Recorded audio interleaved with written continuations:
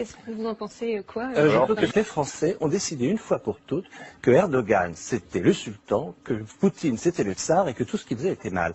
Et là c'est bien, c'est bien là. C'est pas ce que je veux dire. Ah. Oui. Non. Je veux simplement dire que c'est le seul État stable de la région, celui sur lequel tout repose pour nous, pour ne pas être submergé de réfugiés. Et cet État stable, c'est un État stable où il y a des élections libres. Il a été élu 3 fois. Une fois, il a été élu avec 38% des voix, avec 32 à 48. C'est-à-dire, il est de plus en plus populaire. Nous, on voit les choses à la française. Eux, pour eux, c'est De Gaulle. Et d'autre part, je vous signale que il a le parti de l'AKP et veut faire une réforme constitutionnelle, les 3 autres partis sont d'accord. Le CHP qui est kémaliste, le Parti nationaliste et même le Parti kurde est d'accord pour le parti. Il n'est pas invité à le faire, mais on lui a dit je suis prêt à venir discuter. Et ce que je voudrais simplement rappeler, c'est que la France s'indigne aujourd'hui.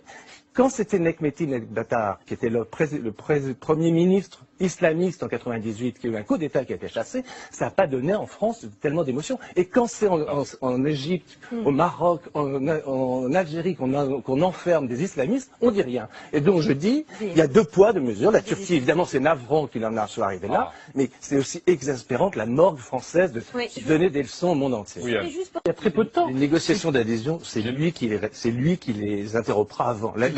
Il n'y tient plus du tout. Alors ça, la menace, ça n'en est pas une. La Turquie ne veut pas entrer dans l'Union européenne. Maintenant. Il y a 20 ans, ils le souhaitaient vraiment. Aujourd'hui, c'est plus la haute société turque n'est plus du tout obsédée par l'idée d'entrer en Europe. Elle a dit, grâce à l'Europe, on nous a forcé à faire des réformes qui sont faites.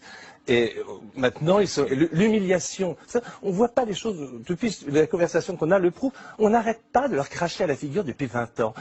Sarkozy a été odieux, Chirac a été odieux, tout le monde est odieux. Maintenant, l'Allemagne est odieux avec la Turquie. Et vous croyez que la Turquie, éternellement, qui est devenue un pays riche, dont le PNB par habitant est bien supérieur à celui des Balkans, a envie de s'humilier? Il y a même un moment. Alors on va faire un mot, car il y a des dessins qui nous attendent. Le seul pays au monde où les Kurdes sont au pouvoir régulièrement, c'est la Turquie. Ils sont des dizaines et des dizaines au Parlement. Et je rappelle que l'homme qui a fait entrer la Turquie dans le monde moderne, c'est Turgut Özal, qui était kurde.